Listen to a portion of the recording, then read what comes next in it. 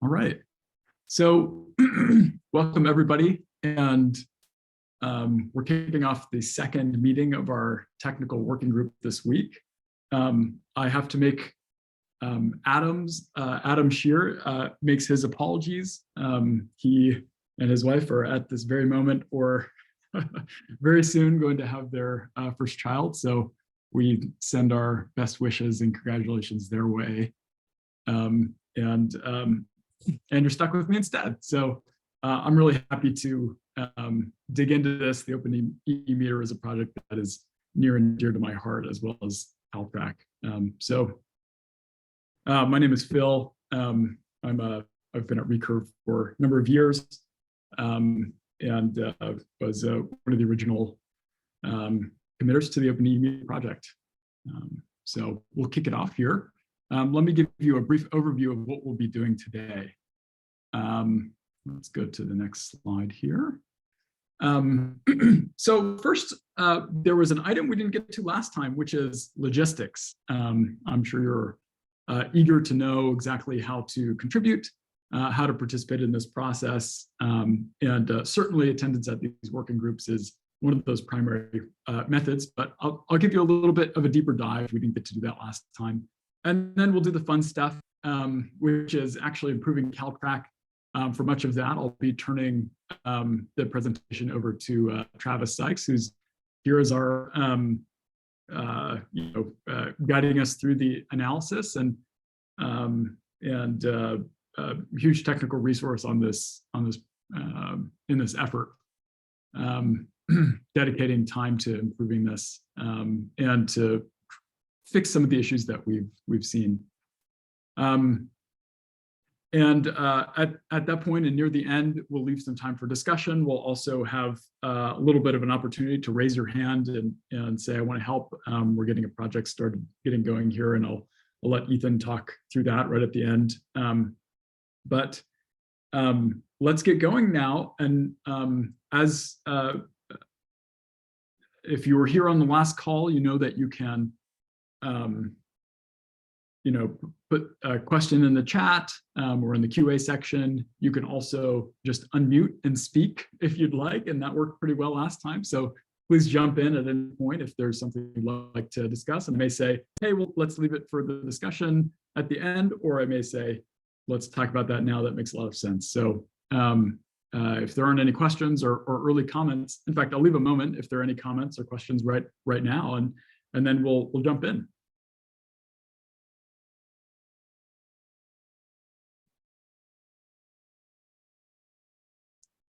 All right. So either you're still thinking about it, or you don't have any questions. So we'll move on here. First of all, some logistics. What better way to start than to look at the mission and scope of this LF Energy project. You can see that, some of the key text here. So I won't read it all out, but I will call out something that I'm not sure that we appropriately, well, we had a busy agenda last time, and so now I'll mention it, which is essentially that we're combining the open source engine and the methods all into one here. These both fall under the same charter in the OpenEEmeter. Previously, we had kind of a distinction between the methods and the codes in terms of how they were managed under two different charters. And now we're making a very kind of no-nonsense change, 2 words, and incorporating these all under the same umbrella. And our hope there is that this will allow these projects to be closer linked. They are linked at the hip already. And it's worth briefly sort of mentioning that, the purpose of this project is to build and maintain not only the code, but also the methods. And we're here, sort of the primary objective of making sure that, these building energy models are production ready, that we can use them as resources in markets, and that everyone who relies on them understands how they work and trusts them. And that is certainly that's a high bar And we hold ourselves to that high bar, and so we're here trying to figure this all out. Now, just a brief, to make this really concrete, we have the CalTrack methods, we have the code, and these are all now falling under the same charter. And of course, the community builds both of these. And you're the community, and there are others who have also contributed to this. That includes CalTrack, it includes OpenEEmeter, EEweather, we'll spend a little bit of time on today, and GridMeter.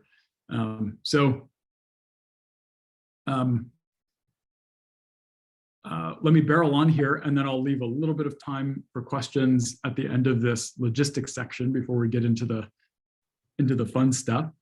Part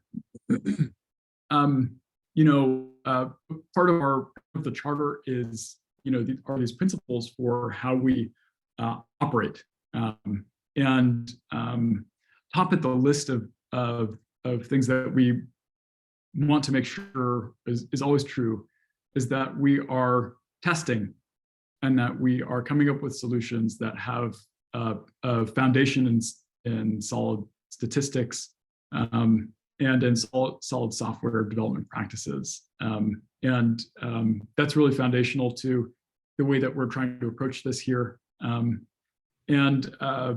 so a lot of our focus today and in future sessions, and as we go to make actual line by line changes to the methods and to the code, we're backing those with the evidence that these are improvements. And the threshold for improvement and for to enter a change into the OpenEEmeter or into CalTrack is that it is an overall improvement in the health of the project overall. Sometimes we do make changes that aren't perfect, that are trying to balance a lot of different things. And we'll get into that later, but it's really important that we have an explicit tie to specific changes, and we also don't make these changes willy-nilly. We maintain this version so that at any point we can go back and see what the version was earlier. We can lock versions to it in the context of programs. In just a moment here, we'll dive into kind of the process that we'll be using and enforcing or encouraging everyone to use when we make specific changes. So a couple of things, and I gave a little bit of a walkthrough on GitHub last time, so hopefully you saw that, and if not, the recording is available to you. So let me focus on this box here. I don't know if you can see my cursor. I think you can. Hey, Phil? Yes. Sorry for before we get too technical. I just had more of a higher level question. Please. Matt Golden was mentioning California ISO flex meter methods. Just real briefly, if it's a brief question, if it's not, we can defer it to later. How does that relate to the OpenEEmeter CalTrack stuff? Because it wasn't real clear to me. Yes, good question. We'll think of these as a suite of methods and code, and so if we're looking at specifically at demand response, that might fall under, and there are different names for them, but DR meter I think is a name there that we're proposing for something where we're looking at a short-term impact rather than a long-term baseline. So this is, over the course of a day or a few hours. How can we use a CalTrack method, and model to model that? And yes, that absolutely falls under this umbrella. And in fact, is one of the things that we have scheduled for this particular round. So, gotcha. So flex meter is just a different phrase, different branding for some of those. Sure. Yeah. Yeah, sorry, this is Carmen. There are some semantic webs to navigate here. And one of the reasons why we wanted to put this project together, and it will at some point get a name change. So start noodling on what that might look like.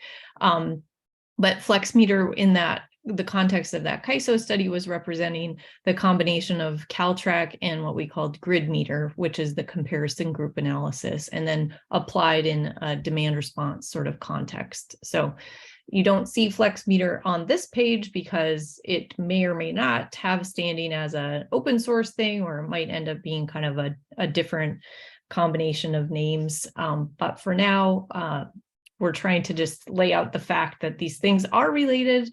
The differences between them are really the functionality and the context of where they've been used so far. So, but we also are self-aware enough to say that our naming conventions have gotten a little screwy. So we need to do some cleanup on that front. Okay, cool, thanks.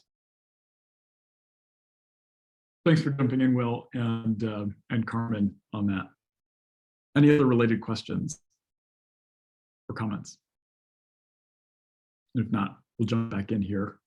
I wanted to just highlight how the mechanics, and this is really getting into the details here, so I'll try and keep it brief.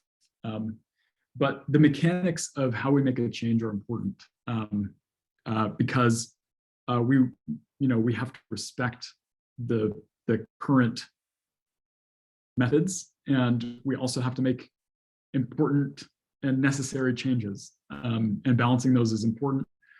So there are 4 key things to call out in the change, and we're holding ourselves to a high bar here. I think you'll see that this is a high bar.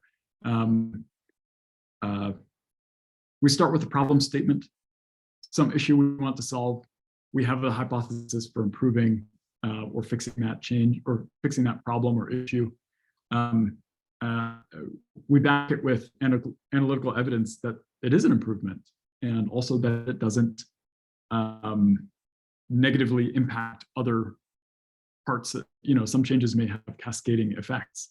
And then finally, and very importantly, we tie that to a discrete change to the language of the method. That might be striking a sentence and replacing it with something new. It might be adding a paragraph. It might be adding a section.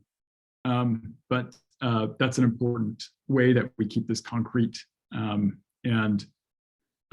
As we go through this process, you'll see this analytical process that Travis, I will give him as much time as I can just a moment, because that's really where we want to be focusing. But ultimately, the technical steering committee, which we introduced last time, will be reviewing these and approving them, providing rationale for these changes if we make them or not. Any questions about this?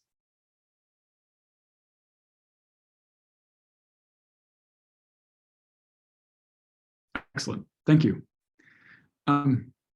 So I'm gonna, these slides should be available to you. This is a page with a lot of links in case you need to go find something. So I won't talk too much about it, except to say, if you're having trouble finding anything, this should have it listed. Now for the fun part. So we are really trying to fix, we're trying to understand so that we can fix the sources of bias in the Caltrack daily model, as one of many areas of focus for this round of Caltrack updates. That's this one at the top here, but there are others. Can we make computational efficiency gains? Can we fix some small bugs? Can we improve demand response and kind of combine some of the things that Carmen and Will were talking about under the umbrella of Caltrack and the OpenEEmeter? And we absolutely can. And so these are our initial goals, but we will be moving, I hope, in fairly short order to the rest of these as well.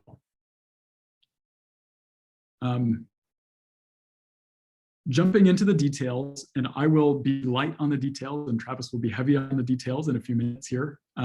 But this is a reminder from last time. What we're doing here is we're we've identified a few sources of bias where a model will systematically over a whole population or even for a particular building underpredict or overpredict particular seasonal loads or weekend loads, or maybe isn't taking into account thermal lag.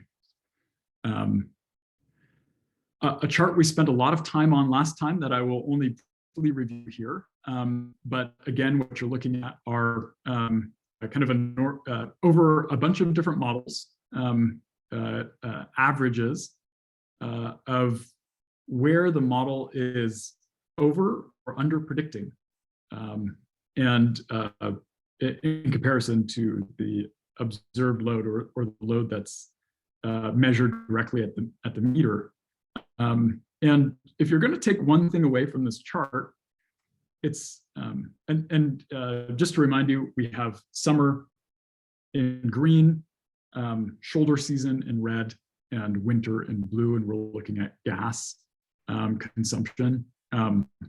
And where you're seeing a peak, you're seeing over prediction. When you're seeing a dip, you're seeing under prediction relative to the balance point. And clearly there is a difference season by season. And we see that as evidence of what we might call underfitting. There may not be enough variables in the model to fully explain what's happening, particularly if there are differences in how space heating is related to outside temperatures as measured by a nearby weather station in winter rather than summer, and vice versa. And this is an important point and one that we'll be spending some time on today. So let me pause here and see if there's any clarifications from Travis or any questions from the group. So one thing I'd point out is that the reason why we have to basically recenter all of this data around the heating balance point is because every single meter is going to have its own model, and so therefore if we were to simply look at temperature, that would kind of smear this entire plot out. So what we're trying to do here is basically to focus in on the change from the temperature independent to the heating degree days. And this helps us understand exactly where the error is happening. And from then dividing this up by the various seasons, we're able to see that, for example, in the summer, you see a rather high overprediction. And then in the winter, you see an underprediction. So basically, because there's not enough parameters in the model, it's being forced to split the difference between summer and winter, and then the shoulder is somewhere in the middle. So that's what I would add. Excellent, thank you. Finally, one more chart, and then I'll hand it back over to Travis. Wanted to show you the seasonal, like maybe two charts. This is what you're looking at, are a count of buildings where you're seeing an overall error.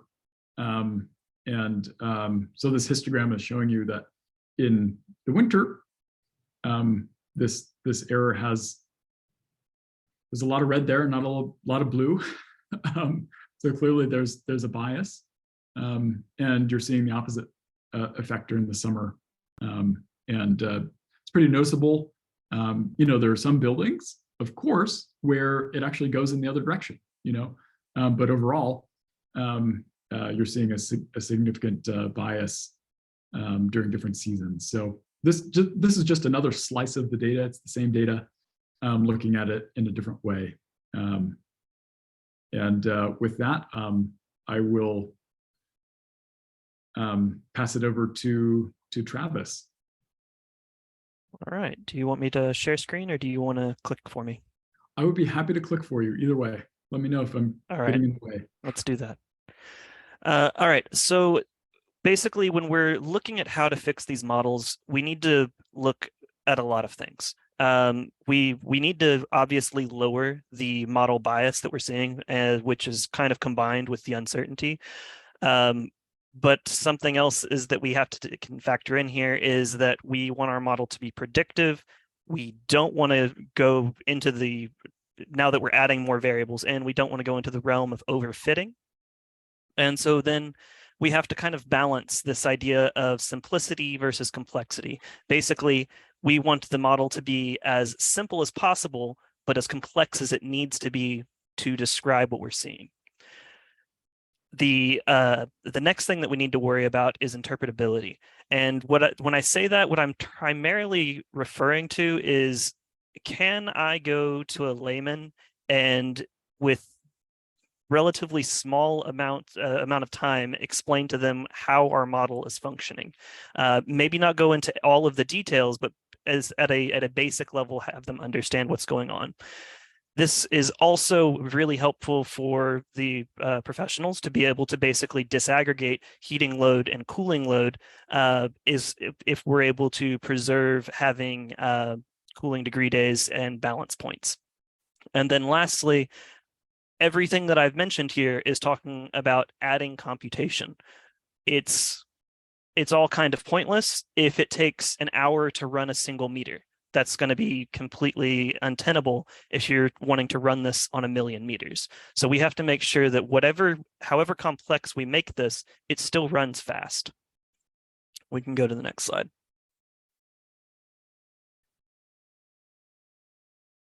Coming right up here, just a moment. There we go.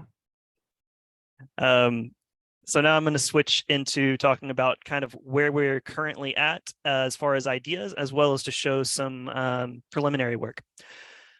So what I didn't get to last time, but was in the slideshow, was talking about ordinary least squares. So with ordinary least squares, you might remember from last time I was showing these kind of pseudo plots pretty regularly, where on the y-axis I'm showing energy usage and on the x-axis temperature. Now here I'm showing winter as the purple dots, shoulder months as in fall and spring being combined together into the green dots, and summer as blue. Now with ordinary least squares, one potential problem which is how things currently run, but one potential problem with that is that it is highly influenced by outliers. So for example, if let's say this household goes on vacation during the summer, and in fact, during the summer, whenever they are on vacation, they just shut off their power. So their power is going to go to near zero. And so then whenever we do an ordinary least squares regression fit to that, the entire model is going to be pulled down. Greg, you have a question?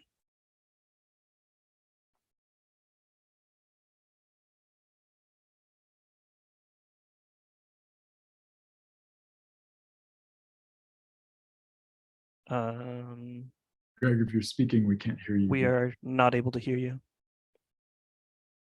Can you hear me now? Yes. Sorry about that. Yeah, I didn't want to get you off track too much, but this is a good point that I didn't get a chance to bring up last time.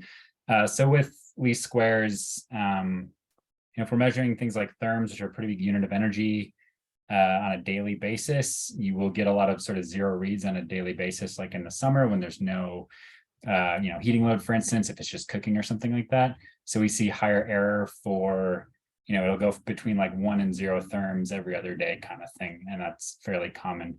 Is that something you guys have the capacity to deal with, or something you've identified? It really depends on, what people are using gas for. And again, this is mostly in the summer, but definitely have seen higher error rates, with that kind of case. Does that make sense?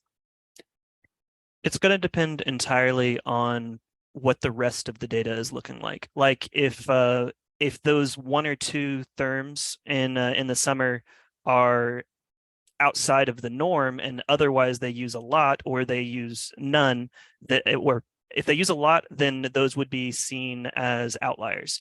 For example, in this plot here. However, if instead that becomes more of the norm, then what the model would predict would basically split through all of those.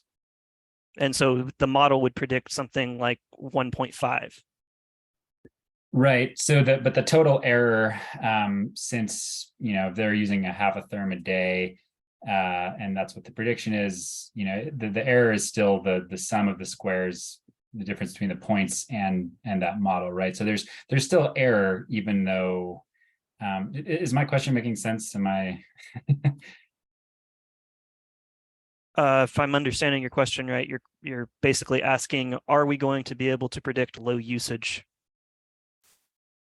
Am I following? So this comes down to more of a measurement resolution issue, right? Like we don't typically see greater than or less than a therm of resolution, on a daily basis, right? We're not measuring like a tenth of a therm on a gas meter typically. So, it may look like they're not using any one day and then, they hit a therm the next, back and forth. So that is, perceived error, but it's really just a function of how good we are able to measure therms, not necessarily they're on vacation or whatever. Does that make a little more sense? Yeah.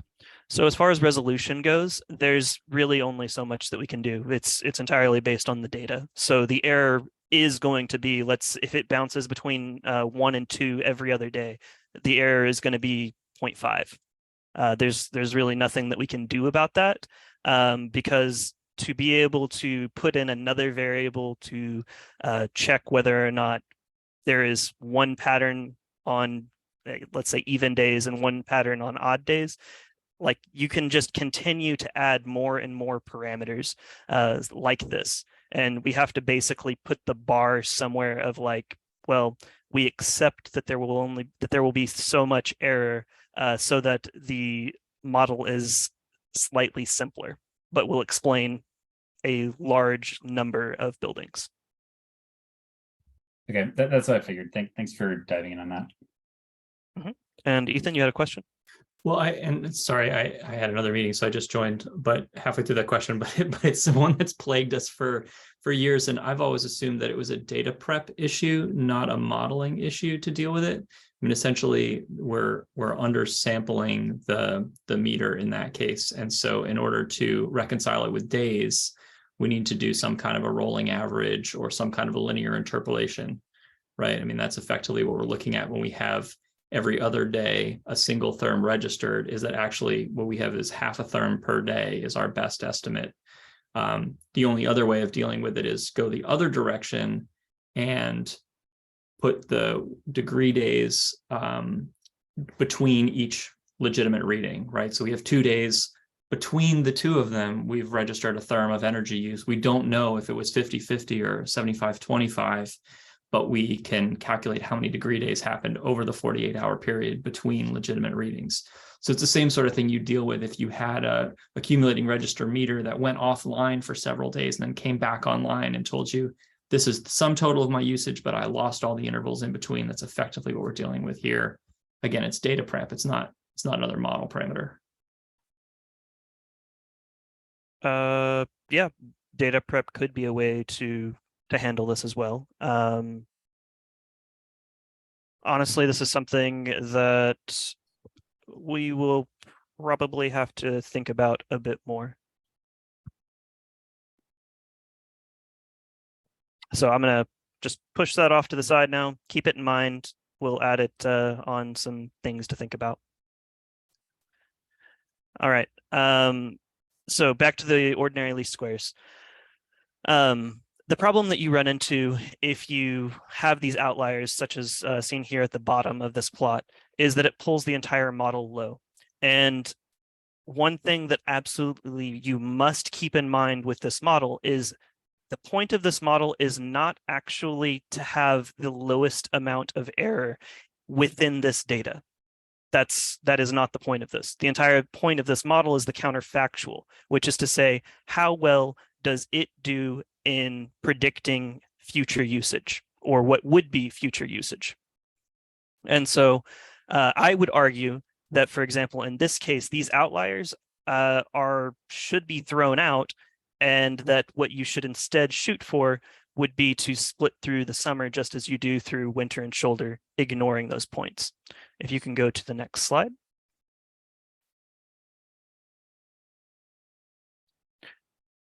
Yes, Ken. I'm sorry. I thought you said that these are potentially vacation. They're not outlier. I mean, they're outliers, but they're real. They can't be thrown out. Then we're overestimating. They are very real, but they are abnormal usage. And there's no way to know that on these days in 1 year from now, that they are also going to be going on vacation. And so all we can do is say that we are going to capture the bulk of their behavior so that in the future, we have a best estimate for that meter's behavior. If someone goes on vacation for 2 weeks each summer and we toss it out and then we do a weather normalized pre-post delta annualized, we've overestimated their savings by whatever percent potentially, because you're implying they're using their consumption is the same across the whole year, when in fact for 2 weeks they were just not using anything. So there's no savings those 2 weeks potentially. I mean, and if we're at the hourly level, we've got to sort of think the same way, I think, don't we? I think Travis this is really going to all come down to, oh, sorry. Go ahead, Travis. This is really all going to come down to what testing shows. Like, I agree that there are some instances where perhaps January 5th of every year, they do the same exact thing that is abnormal. And in which case, yeah, we should actually take that into consideration. But the flip side of that is we are looking at the daily model right now. So those 364 days are also going to be quite a bit more important than that 1 day. So if we go into doing the cross-validation as we plan to, which will allow us to sample, to test within sample, then we'll be able to see what is the better choice. Is it to do a adaptive robust loss function where we downweight outliers, or is it to use the ordinary least squares? That way we can elevate this discussion above whether or not we think that it's right or wrong, and reach the level of mathematically and statistically, is this the better thing to do? So just one question then. So are we pulling them out for the purpose of validation, but that when we go back and apply these in the actual process of an evaluation, we would not throw them? Or are you saying that removing them as outliers would actually become, kind of part of the process? So what I'm going to be proposing is not that we remove them, it is that we downweight them, which is different. I am also going to say that how the final model works, whether or not we use cross-validation within that, or if we basically use the cross-validation to show us what the best way of developing these models is unknown right now. Okay. Move on. Shay?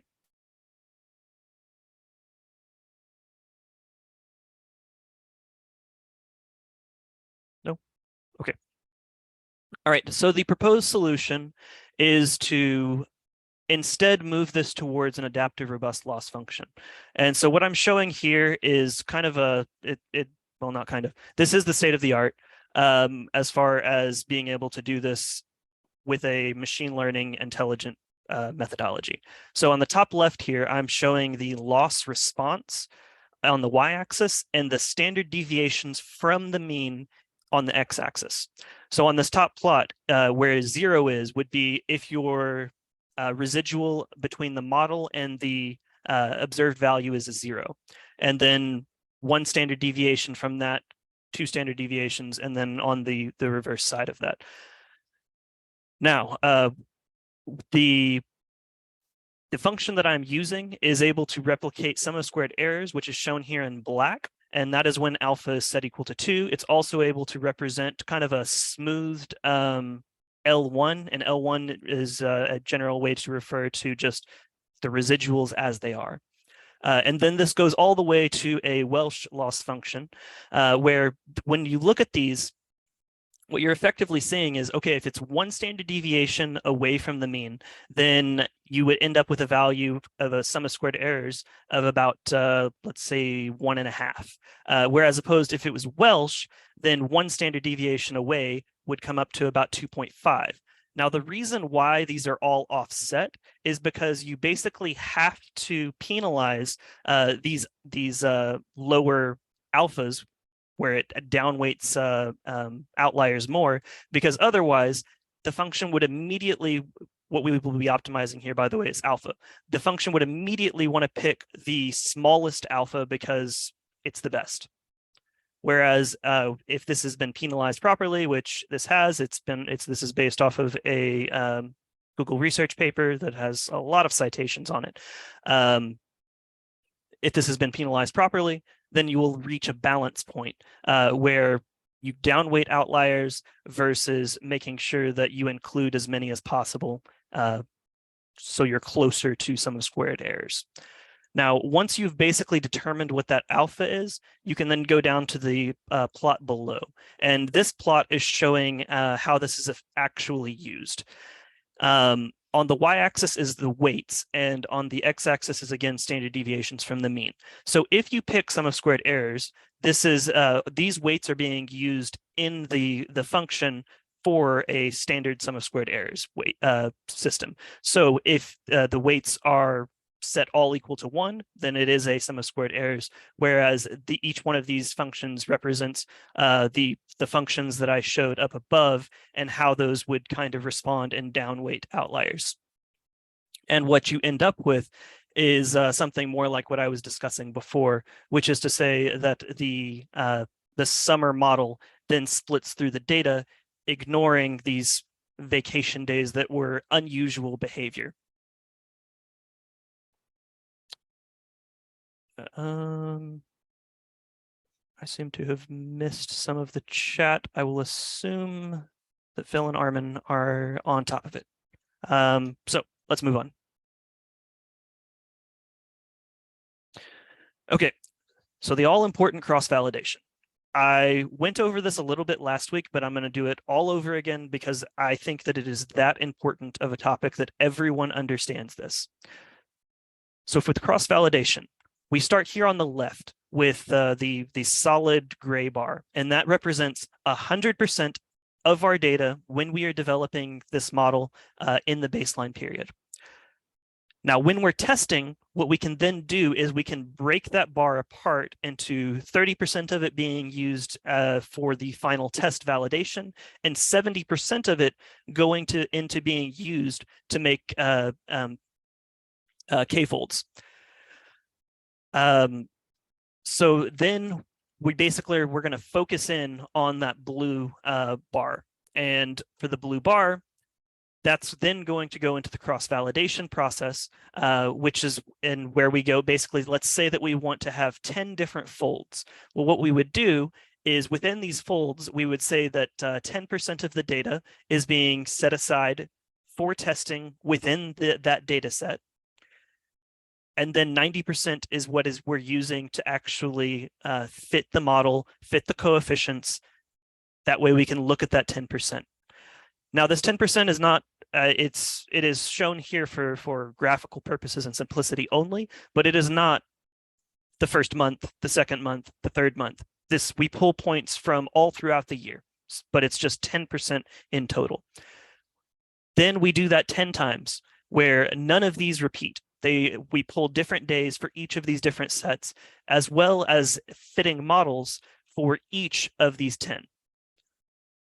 From there, we're able to estimate what the error is by using these models and then looking at the test sets. Now, this is going to be very useful because this is basically telling us that we are able to predict what the answer should be based upon our test set. And then finally, when we pull all of that together, we then are able to look compared to that final 30%, and then we're able to see, well, was our estimation of our error accurate for what we actually see? So putting all of this together means that we are able to get important metrics about how predictive our model is based on error metrics, maybe R squared, just whatever kind of metrics that we want. We can move on.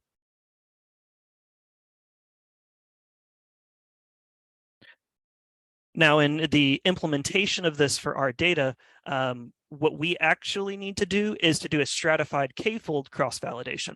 The reason why we need to stratify it is because the data within our distribution is not uniform, which means that if we're randomly pulling days out, then we may be underrepresenting weekday, weekend, or we might be overrepresenting winter. So instead, what we have to do is we have to bin by season, weekday, weekend, and then by temperature, so that we sample evenly throughout all of these various bins. And then from there, we know that we have a fold that is representative of the data set as a whole. And the primary benefit to this is that this will allow us to do within sample testing, so that we don't have to make the assumption of, is the set of data that we're working on from 2019, even though there was no intervention, we're going to just make the assumption that it's also going to act the same in 2020. So by only looking at 2019 and breaking up the data like this, we're able to basically test within the same year, and still be able to assess what the model accuracy and predictability is. This will also help us alleviate overfitting, because if you have too much overfitting, then your total error is going to drop, or not drop. It will raise, and the predictability or predictive capability of the model will decrease.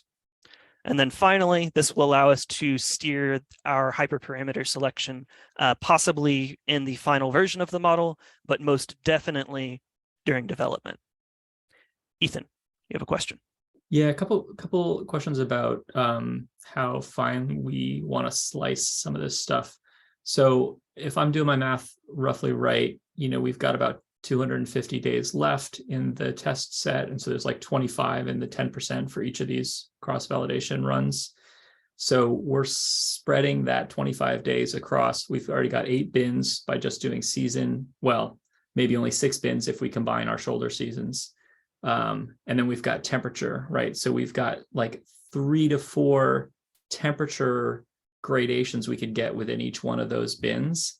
And I guess I'm just wondering, is it worth like sort of explicitly saying, now we're going to have like a low, medium, high day, like 1 summer weekday in the low, 1 in the high, and 1 in the medium bin for temperature? Like, is it worth explicitly binning the temperature versus having a little more diversity in there? That's your recommendation? And then the sub question to that is, do we want to explicitly do weekday, weekends? We got restaurants who, are shut down on Monday, Tuesday. Do we want to cluster days instead of explicitly doing weekend, weekday?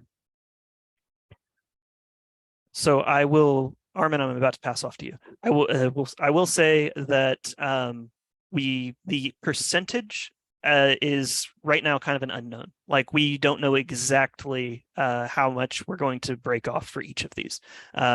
We just know that this is how we're going to be testing in general. Now, Armin has already done some work on developing our internal cross-validation process. So I'm going to pass off to him for more detailed answers. So I was answering some question in the chat. I didn't get the exact question. Can you repeat the question, Travis or Ethan, please?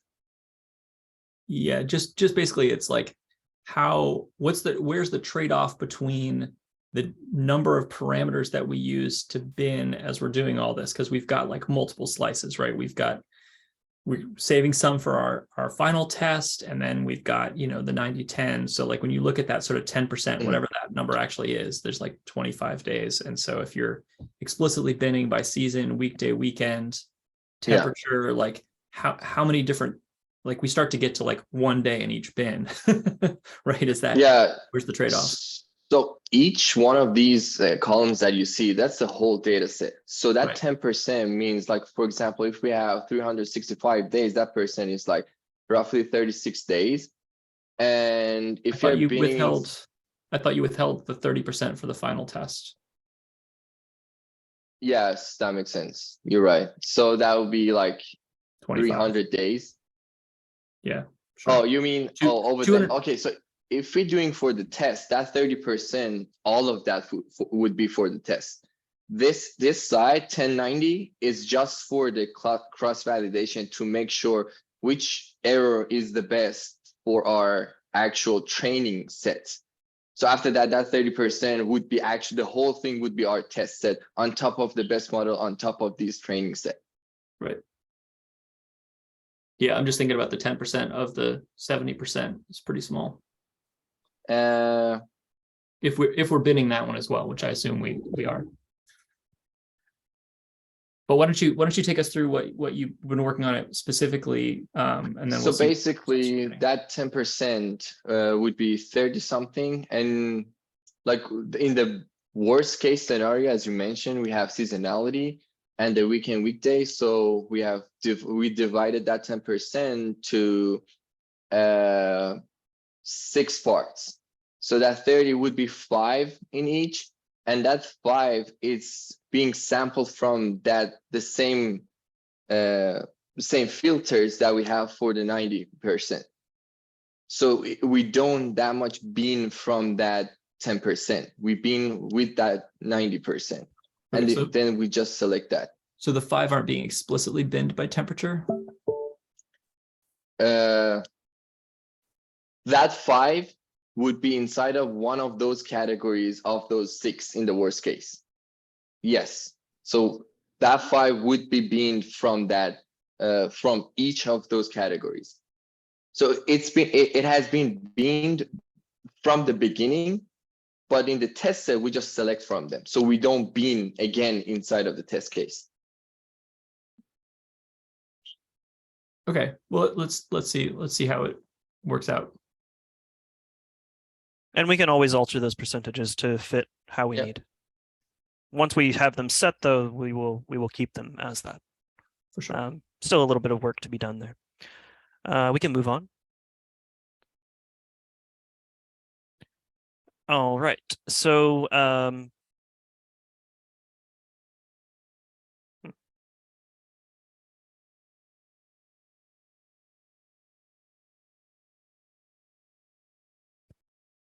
okay, so in general, what we're shooting for is to minimize overfitting. As I mentioned, the cross-validation is going to give us some information about if we are overfitting or not, but we also need to be able to determine that while we're fitting our models. And in general, the way that we're going to be approaching this is to minimize the error, but also to penalize by the number of coefficients. And I'll be going into a little bit more detail of this later on. So we can move on.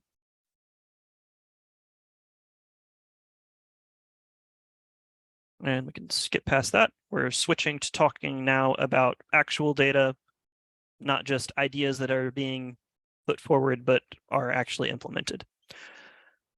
So this is an example of the adaptive loss function in action.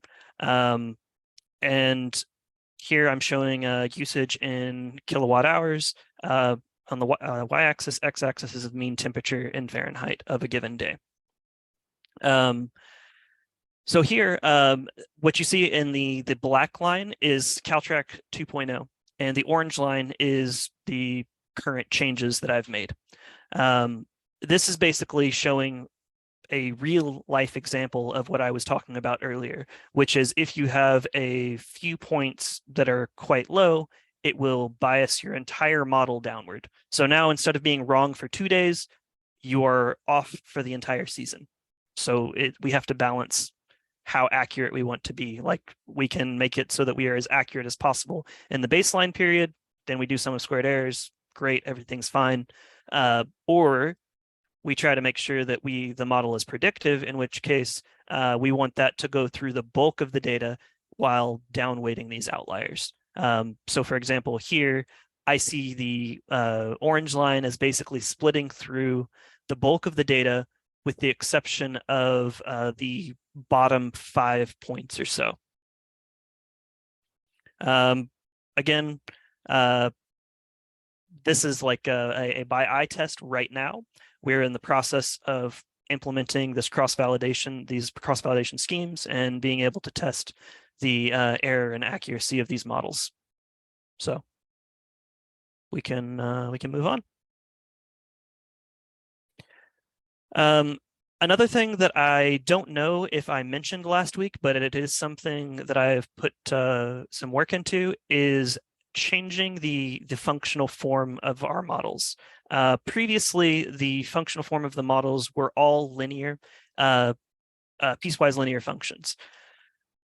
There are some cases where I would argue that what you see is more of a gradual onset of heating or cooling. Right now, we're looking at electrical data or electric data, so this does have cooling as well as heating. And again, the black model here is the original Caltrac 2.0, and the orange model are the new changes. So what I've done is basically added in an option where it has an exponential decaying term, so that you can have a smooth transition from the temperature independent region to the cooling degree days. And then that decay will decay off into the same linear slope that we use in the current methodology. The current setup of this is that if the smoothing is selected, it will basically add 2 coefficients to the functional form, and it will do that on both sides, both for heating and cooling. Or if it decides there is no heating, then obviously it's only 1 more. This would be an example of where I would say that it is a reasonable assumption that the curve be a little bit more smooth than the just jagged connection of the piecewise linear. Whereas if you look at the junction, the balance point, it's a little bit low compared to the rest of the points on the Caltrac 2.0. Whereas for the orange line, it splits through the data a bit nicer. Ultimately, the entire purpose of all of this is to be able to basically just reduce some uncertainty. This is unlikely to change much in terms of bias. So we can move on. Last week, I had talked about splitting things up by weekday, weekend. This is an example of that functioning. So the top points here are weekdays. The colors represent the seasons. Though there's no break-in seasons, it's all the same model. So it's basically just 1 linear model in this case for the weekdays, and 1 linear model in case of the weekdays. And this is all functioning such that the model, I don't actually tell it to make a split between weekday or weekend. It chooses to either include a weekday weekend split or not, based upon our model selection criterion. We can move on to another example of a weekday weekend bias, where this one has a little bit more complexity to the weekdays. It has some heating days as well as some cooling days, not much temperature independent region. And then on the weekends, it's more or less a flat line of constant usage. Without being able to split weekdays and weekends or to have a unique variable for this, what you would get would be something more like the black line, both shown in the prior example as well as this one, where it's basically just trying to split the difference. And what you end up with is that it doesn't capture anything well. We can move on. Now, the same thing can be done for seasonal bias. Now, this is a bit of an extreme example. One of the more bizarre meters that I've seen as far as seasonal bias goes. But what we see here is that basically winter acts entirely different from the shoulder and the summer. A lot of 0 data points, but there's also some pseudo heating cooling days and heating days. Now, what we would basically say is that every winter would follow this model, whereas every shoulder or summer day would follow the models up above. Both of these are have the exponential smoothing in them. Again, I did not pick this. The algorithm picks this. But this is to show that when these things should be split apart, the algorithm does a reasonable job of estimating when that should happen. And we can move on. So I mentioned the model selection criterion, which is how I have basically taught this model to pick between which selection it should pick as far as model complexity, as well as the number of splits. These models are all, these model criterion selections are all based on the log likelihood at the moment, where the only key thing to really take note of in this top equation is that we care about the loss function, which is the combined error. The loss, you could read that as the sum of squared errors in the case of where you are doing sum of squared errors. Now, the penalization that I mentioned previously is shown on this second equation. It is the term K, which again has some correction to it afterwards. This one specifically is the sample adjusted Bayesian information criterion. You can find that in the literature if you would like to search for it. So basically, what we see here is that ultimately the two driving factors within this are the loss function, or sorry, not the loss. It is the loss, which is the combined error, which goes into the log likelihood, and then you add to that some function of the number of predictors and some split penalty. So all of this together means that if you get a better log likelihood, aka smaller error, then that can be offset by how many predictors you need to include to get that, so that there's a balance between complexity of the model and accuracy of the model.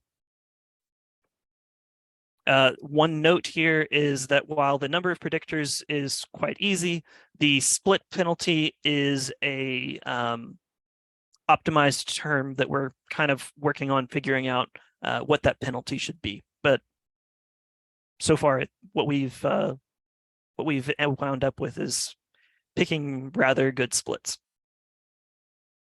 We can move on. And this now gets us to the most complex example, which is where we have both seasonal and weekend bias. Here, summer is basically acting more or less entirely separate from winter and shoulder days. I guess I should first mention here that the weekend acts virtually the same for every single season, and it's more or less, let's see, it's more or less flat, but it's that is based upon the scale that we're looking at. So it actually is a linear model. I'm not going to explain that. It's a cooling degree day model. The winter and the shoulder show a very different behavior together than the summer weekdays. And then basically the difficulty is that we have to take into consideration all of the various permutations of splits, whether that be weekday, weekend for winter, or we want to combine everything together for shoulder. And it ends up that you have roughly 60 various combinations that you need to take into consideration. This gets back to our quest for computational efficiency, which clearly this at first glance is not. Yes, it does consider the combination of all seasons as well as keeping the weekends and weekdays together. So every combination that you can think of weekday, weekend, and the 3 seasons are considered. So there could be a scenario where like winter and shoulder is one bucket, summer is another bucket? This example right here. The winter and shoulder are one single model together for the weekdays, and summer weekdays is its own separate model. Oh, okay. Another thing that I am currently struggling with is do we have enough functional form? Because this example right here, you could more or less fit this with a sigmoid, where it would instead of just stopping at the winter and shoulder, you would have a smooth transition into summer. But then we get into interpretability and are we able to preserve balance days? Like all of these splits that I'm describing to you, we're still able to preserve our balance points. It's just that the balance points are going to be relative to the season or to weekday. But you can still extract like what is the cooling load, what is the heating load. So we can move on.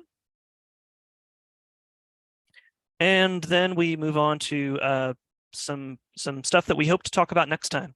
And that is computational efficiency. I do have some ideas and some preliminary work into like basically what I just described was we need to run the model 60 times and fit 60 different models to pick which is the best one. That's not so great for computational efficiency. I've already got some ideas on how to fix that, as well as some preliminary work there. I also hope that by next time that I will have gotten to dive into the thermal lag. I'm kind of calling it thermal shift now because Steve's comment last time about having the temperature lead the indoor energy usage, I think is entirely valid and it's a good idea. And so that's no longer really lag, it's more of a shift. Hopefully, we will also be able to talk about our multiple linear regression model, as opposed to everything that I've talked about so far, as well as an exploratory neural net that we've been working on. Additionally, if anybody wants to like dig in and start testing these things, like submit some stuff to the GitHub, this does not have to be just us showing you what we're working on. If you have work, we can next week we can showcase it and we can have your own presentation. So just let us know. Yes, Ethan. Is multiple linear regression, are you talking about adding more breakpoints, essentially? No. So the multiple linear regression model is would be entirely for prediction. So the way that we're thinking about this right now is that if you want to be able to preserve the ability to split into heating load, cooling load, base load, and so forth, that you would have to use something like what I've been working on. But we don't really want to we don't want to limit the predictive capability of a model based upon these additional requirements. So instead, we're saying, okay, well, what if we have two models, one where you can do that and one where the sole purpose of it is to give as great of a answer in the reporting period as possible.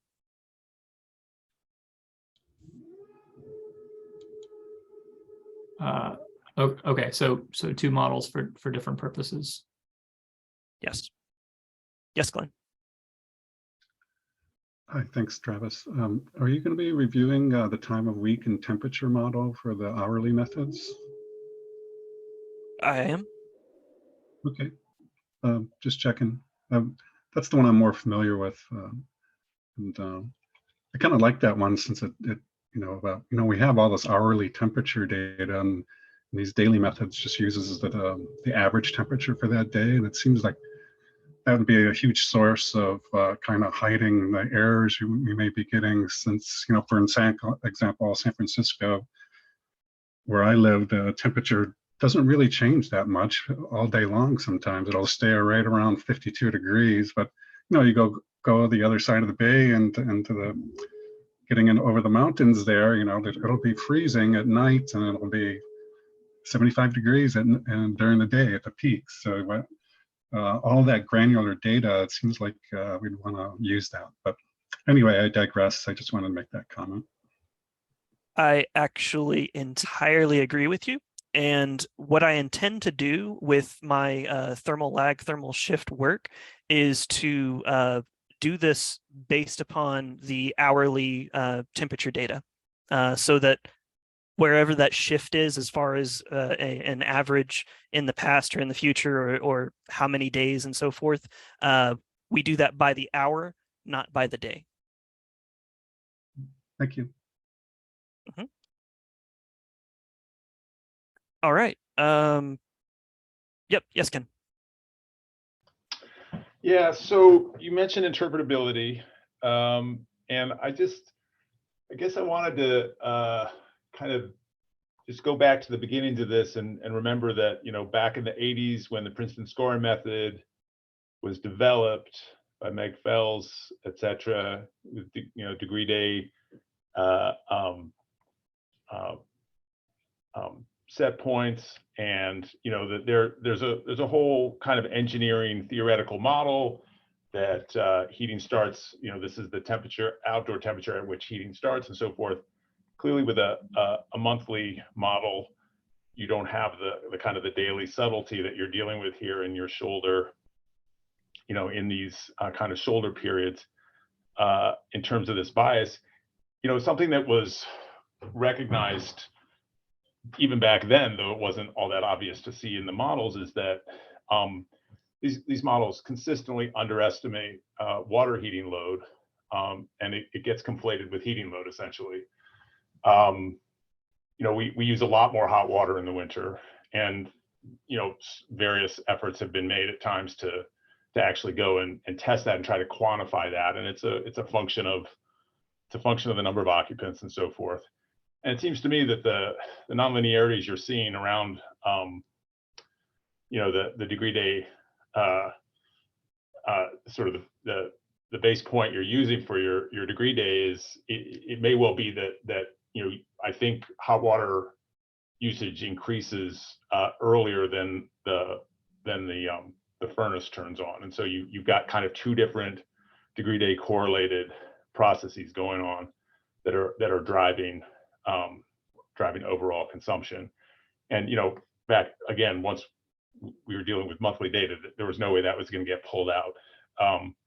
And I've tried to think about how one could specify a model that would actually attempt to deal with that. And obviously a jointed, even just a second joint in the smoothing you're doing sort of implicitly does it, I think. But it's worth keeping in mind, because it's well established that the water heating is getting conflated with space heating, and there are implications for that now that we have this more granular data.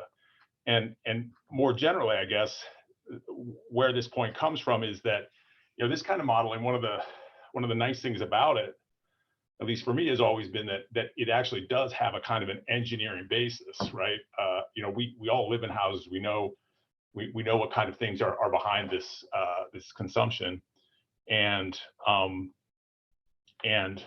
it is there is the possibility that an engineering perspective, as opposed to a kind of a more just sort of statistical method approach, could be more informative here. So I guess I would just keep that in mind. And the water heater is sort of the first example of that comes to mind. I think when we get into hourly data, there are similar kind of some other things like that we can think about. Well, you will be happy to know that my PhD is in mechanical engineering, and that I come from a world of heat transfer and thermodynamics. So whenever I'm thinking about these models, I'm thinking of them in terms of being a statistical model. However, I can try to inform it with mechanical engineering principles whenever possible. Great. Glenn, did you have another question, or is that just your hand still up? Oh, no, sorry. I didn't know I had to unraise it, I guess. Yeah, sorry, thank you. No problem. All right, so we can move on to the next slide. And I'll pass it off to Ethan. Hey, thanks. I am not going to throw up slides because this stuff is pretty simple. I'm just going to go through a short discussion here. And we can talk about a couple of the main issues. I think the context here is that there's some opportunities to make some improvements to EE weather. And so the task I think that we want to tackle now is like figure out what are the priority fixes that are worth spending our time on, and also identify the group of participants who are interested in putting some time and effort into this, at least mind share, but maybe also like fingers on keyboards and doing some coding. So the list that I've been carrying around with me for EE weather improvements, so this is sort of the first thing probably is brainstorming if there's other pieces that folks are interested in. Number one, data caching.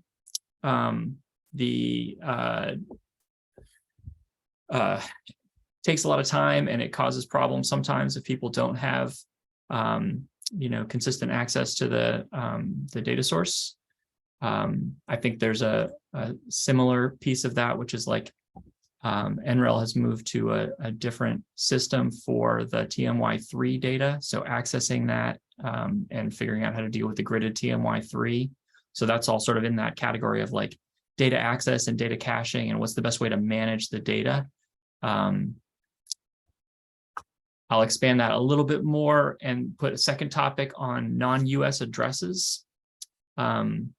So there is some non-US data in the ground surface data set that we've been using, but like zip codes don't work. And anyway, there's like some issues once you get outside the US. So I know that there's more folks now getting involved in this who are outside the US. I've had a project come talk to me about Canada and like, doesn't seem like it'd be that hard, but zip codes, they're US. So that's sort of the next extension on data access. And then the really quantitative model oriented item that I've had on my list for a long time, this is probably the more fun one versus the more mechanical ones that I just listed, is about climate change and TMY3 as a good predictor of future temperatures, right? And so there's two different methods that I've come across that we could explore, and maybe others have had ideas. So one is that there's like actual climate models for different geographic areas of what we expect the like temperature norms to be in coming years, right? So like actual planetary models that people have built that say in San Francisco, here's how much hotter, here's how much colder it's going to get in different months, things like that, right? So they've done these predictions for different geographic areas for different years in the future. There's like monthly norms and things like that, but they don't have hourly models, right? So there's one path that's like, okay, let's take these like physics-based planetary models that give us predictions about how the temperature norms are going to change. Let's take the hourly dynamics from past data that we've seen, and let's try to like shift that in some intelligent way to be able to match these forecasts about the future. Doesn't really tell us whether the amount of dynamics that we're used to seeing are going to stick with us in the future, but maybe we can try to inform that. So that's all, that's sort of one path, is like take some past patterns and some future forecasts. The other one is more of the statistical approach to it, which is just like, let's take the last 10 years and use that as a forecast set. Instead of taking a typical, right? We don't actually need to see 1 year, right? We just want to see like, what are the norms? So you could literally take a CalTrack model today from your counterfactual and say, let's just see what it would have done with the weather from the last 10 years. And then you could apply some weighting to that, or some forecasting to that, and say, how often are we going to have peaks? How high are the peaks going to be? What are the annual averages going to be? Things like that, using those past 10 years. So that's a little bit more simplistic. Doesn't depend on these like planetary models. But those are the two different approaches that I've thought of. There are probably other ideas out there from folks who've been thinking about this. I do know that like University of Oregon or some academic group in Oregon is working on this. I've been told for a couple of years that any day now we're going to make an introduction. I'm going to get to hear what they're working on. So we should bring them into the conversation too, probably, if we're actually going to like work on code. But those are the topic areas that I think are appropriate to work on with EE weather, is like better data management, make it easier and more robust, and better geographic scope to get good data, and then deal with TMY3, right? A combination of gridded TMY3 and climate change aware forecasting, particularly around peaks, right? The folks who are concerned with grid peak forecasts are looking at last year's Northwest numbers, these like 110-degree days, and then looking at the peaks that we forecast with TMY3 and not buying it. So those are the ideas we're interested in. Other folks either have other ideas about things that could be improved about EE weather, other methods that we might use to solve the problems I've identified, and then in particular, volunteers to put time, data, money. We'll take money. If you want to throw money at us, we'll find people to work on it. That is a valid option. So questions, volunteers? I just have a quick question about the solar data. Does anybody know any available solar data that we can use for the PV generation prediction? Because I searched for almost like 2 weeks. I couldn't find any available free data set that we can get the data for 2020 as well, not just 2020 and before. And yeah. That's a good question. So I don't know of an easy answer to that. I do have a really good contact inside one of the largest solar monitoring companies in the world. And so they've got actually like really good calibrated pyranometers all over the place, but it's all like customer data. And so we'd have to be able to convince them that there's a way to anonymize it appropriately and somehow either compensate them for being able to deliver it, or convince them that it's worthwhile, or convince DOE to compensate them to kick it out or something like that. One other option. Does NREL not have those data you're looking for? NREL has data till 2020, and they will update it for 2021 in a couple of months, but there's no way we can have data for 2022 anytime soon. And that's a problem for our customer, because we need to like sometimes report it for monthly basis.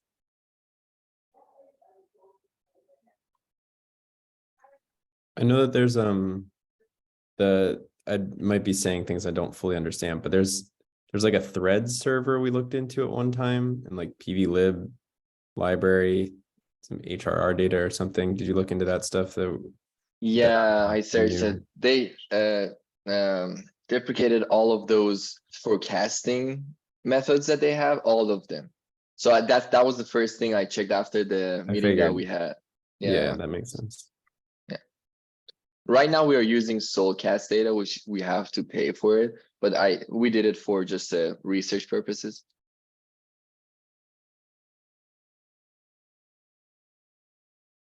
Okay, good. Another question? Hello?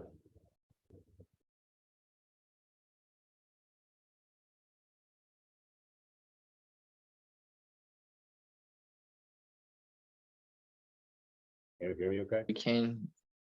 So now we can hear you. I hear somebody quietly speaking. If you can speak into your microphone. Yeah, I guess I'm trying to say I'm from a building performance analytics background. This is my first meeting, I guess, attending this EE OpenEEmeter. The weather data we have, there's a bunch of study in the building performance analysis community around future weather files. There's like people trying to analyze what's the impact of climate change in the planning phase, right, in the design phase. So as we mentioned, there are like different approaches. Argonne has this giant climate model, and they can like generating the future weather file from the supercomputer running like hours. However, there's also like more practical ways. Arab has developed a method, I think called morphing, trying to develop this future weather file through the TMY file. And there's other studies around like using machine learning and integrate uncertainty analysis into the like future weather file generation. Yeah, I'm just trying to say that there are some existing studies from the reading performance analytics community. I would love to connect and then maybe we talk about.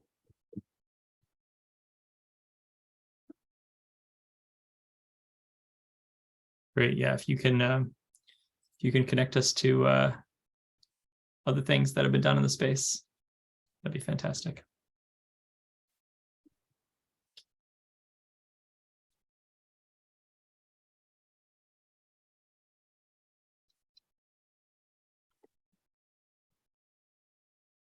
All right. Ethan, if folks are following up with you, should they contact you over email?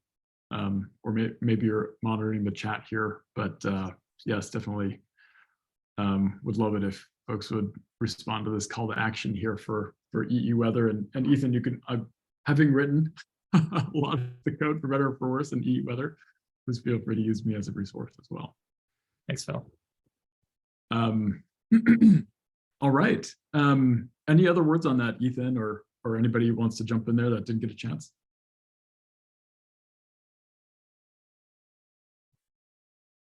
Excellent.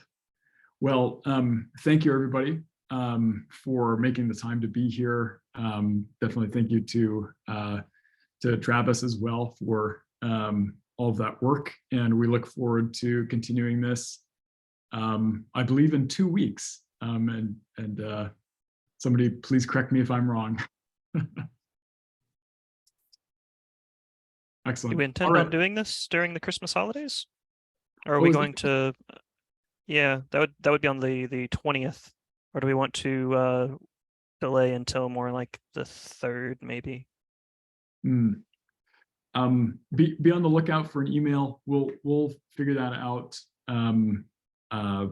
I guess offline here, and we'll do an email blast out like we did this time, and so you should have the next date on in your email inbox. Does that sound good? Just one thing I wanted to talk to Ethan. For the data that you mentioned, that you have some friends that capturing the data. Actually, we want to map the customers within a vicinity. So anonymous data would be possible for that. We don't need the actual location. Some guessing of the location would be great because we're going to map that based on latitude and longitude. Yeah, there's an interesting question about whether it makes sense to average data across multiple sites or whether it should be actual data, but just blurred location, because you've got cloud cover issues and like local shading issues and things like that. I agree with you. It is possible to anonymize it. The question is like, how difficult is it to anonymize it, and who do we have to convince it's anonymized enough in order to get permission to get it out? So I will start to investigate that and let you all know whether there's at least a glimmer of hope. It's definitely needed. I think this has been a gap for a while that we've struggled with. I mean, it'd be great to bring humidity and wind in, but I think that's like already in the NOAA data. That's not so hard. Irradiance is a beast. Absolutely. Excellent. All right. Thank you, Ethan. Thank you, Armin. And I believe you guys also have your contact information if you want to chat about it between meetings. So thanks, everybody. Thanks. Thanks, y'all. Thank you, everybody. Appreciate it. Thanks.